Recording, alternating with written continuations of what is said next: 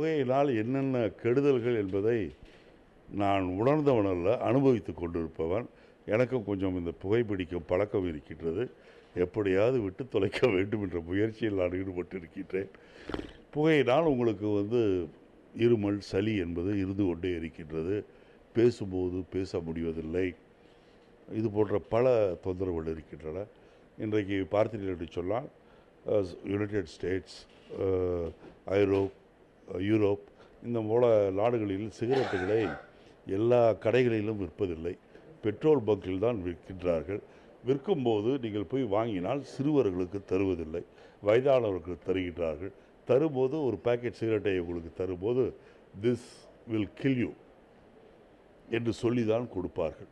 அதுபோல் நாமும் இங்கே புகைப்பிடிப்பதால் என்ன மனித குலத்திற்கு என்னென்ன அழிவுகள் உடல் ரீதியாகவும் மன ரீதியாகவும் ஏற்படுகிறது என்பதை தீவிர பிரச்சாரம் செய்வதை நாம் அதிகரிக்க வேண்டும்.